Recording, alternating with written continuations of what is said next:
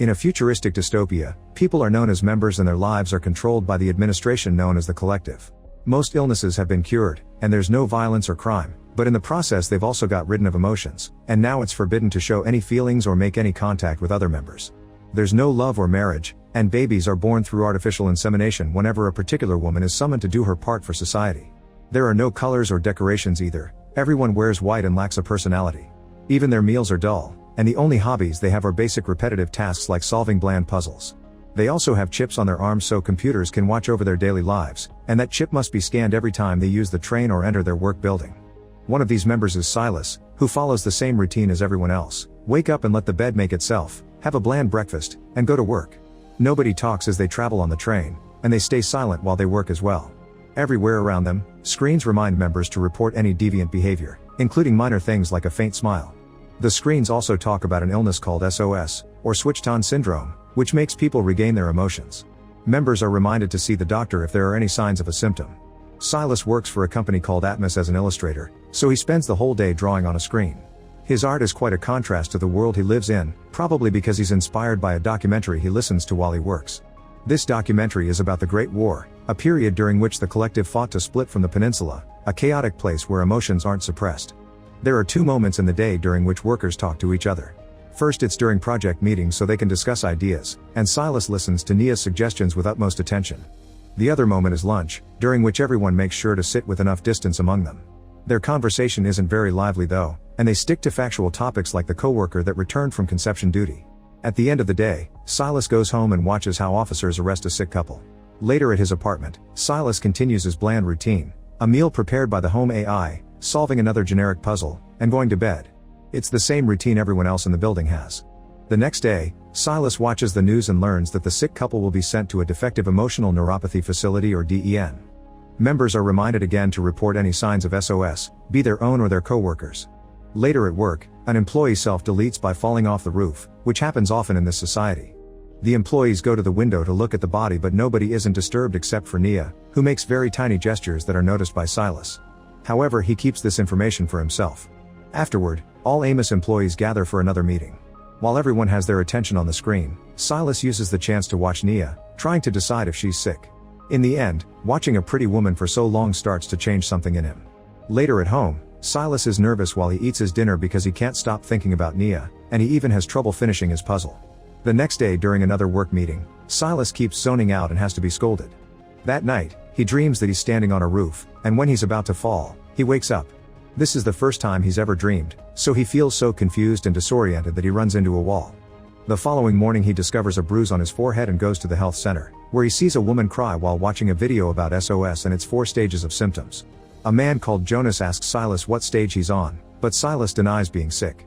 Then Jonas explains he's on stage 2. Afterward, Silas sees the doctor and tells him about the nightmare, so he immediately gets tested and the doctor confirms he does have SOS. Silas is scared for a moment because he thinks he'll be sent to a DEN facility, but the doctor assures him they're working on a cure so he'll be fine as long as his symptoms don't get out of hand. Then Silas checks his home computer and notices his profile already says he is stage 1 SOS. Later at work, someone asks Silas why he has a bruise, so Silas lies and says he got it from a Tai Chi class, not wanting to reveal his illness yet. His coworker doubts him, but to Silas' surprise, Nia cuts in and confirms his story. During lunchtime, a bumblebee lands on their table and Nia traps it in a glass before letting it go. As she explains how strange it is that bees can fly, Silas can't stop looking at her. After work, Silas must pick up shades and medication from the health center. At home he watches a video for members with SOS explaining it's a genetic problem. The gene that is supposed to suppress emotions is malfunctioning and only inhibitor medicine can delay worse symptoms. The next day at work, Silas keeps feeling lots of new things that distract him from his chores.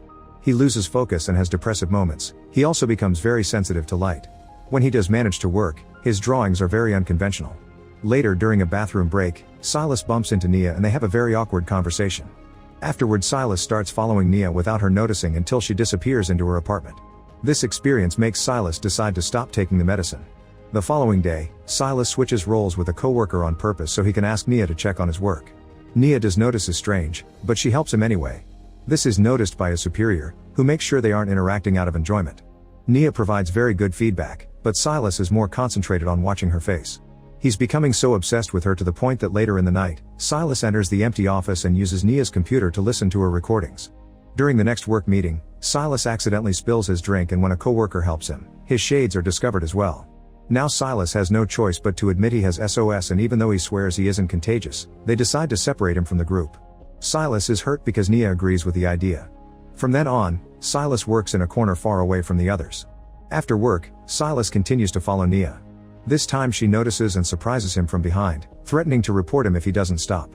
When Silas says Nia also has SOS, she tries to deny it, so Silas points out that if she wasn't affected she would have already reported him. Not knowing what to say, Nia leaves. The next day, Silas and Nia pretend nothing happened, and Nia tries to avoid interacting with him as much as possible. However, Silas notices she fidgets a lot with her hand, confirming his theory. Later, when they're alone in the office, the tension is so thick that Nia rushes to hide in the bathroom. Sia follows her, and the two awkwardly stand in the same stall as they try to understand what they feel. After some hesitation, Silas touches her hands and face, not believing how amazing it feels. Finally giving in, Nia leans against him and they share the first hug in their lives. As they enjoy the warmth, Nia admits she's been sick for a year.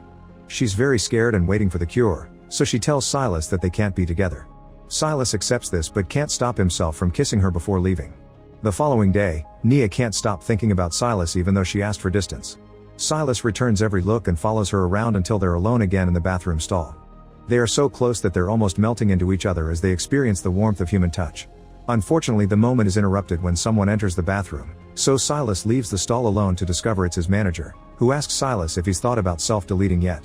Silas explains he'll only consider it when he reaches later stages. On their way out, the manager sees that Nia's computer is on and reveals there have been rumors of Silas snooping on Nia, so he must stop if he doesn't want to be reported. The next day after work, Nia waits for Silas in the stall but he doesn't show up. Later they meet in a pathway and discuss the manager's threat. Silas announces he'll ask to be transferred to another job, and Nia leaves without saying anything. When she arrives at her apartment, she has a full breakdown. The following morning, Silas reports his resignation, saying he needs to find a job where his illness won't cause trouble to his coworkers. Soon Silas starts working at a nature sanctuary and Nia has to deal with his replacement. She isn't handling the situation well as she thinks of Silas every time she sees his cup, which she ends up taking back to her place. Her performance at work starts to decline as well. Sometime later, Silas bumps into Jonas and finally shares all that he's feeling lately with Nia. Jonas immediately understands because he also used to have a connection with a woman, but unfortunately their story didn't end well. Then Jonas invites Silas to a support group for people with SOS, and Silas gladly attends a meeting. The people there are scared of the DEN facility, and when Silas asks about it, Bess explains that half the people sent there end up self-deleting while the other half are forced to go through an emotion-suppressing treatment. Bess is a doctor who hides her SOS so she can be there for the patients at the facility. When Silas returns home, he finds Nia waiting for him. She's incredibly nervous and frustrated, so Silas holds her to calm her down. This simple touch grows into more and soon they end up doing the naughty together. Once they're done, they're so amazed by the experience that they discuss the subject of love and vow not to be apart again. From then on they act as strangers during the day, but at night they reunite as lovers. They go on secret dates and get to know each other better, sharing aspects of their lives like dinners and showers. Nia soon regains her mood and her work performance improves.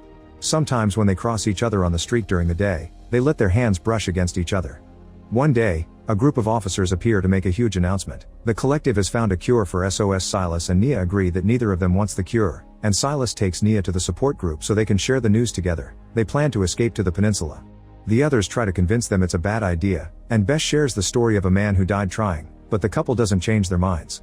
Seeing their strong love, Jonas agrees to help, and he makes arrangements for them to escape in 3 days. The next day when Nia arrives at the office, an alarm goes off and an officer immediately takes her away. Later Nia meets Silas with some terrible news: she's getting summoned for conception duty. This means Nia can't leave because she won't be allowed in trains. However, Silas has an idea: she should go to see a doctor and get tested because once they see she has SOS she won't be eligible anymore. The following day at the health center, the doctor tests Nia's blood and is shocked to discover she's pregnant. Naturally occurring pregnancies are one of the worst crimes in this society. Meanwhile, Silas is waiting for Nia at their meeting spot, but she doesn't show up and he gets worried. He goes to the health center and is devastated to discover Nia is being taken away to the DEN facility. Once there, she's restrained and treated like a pariah for what she did.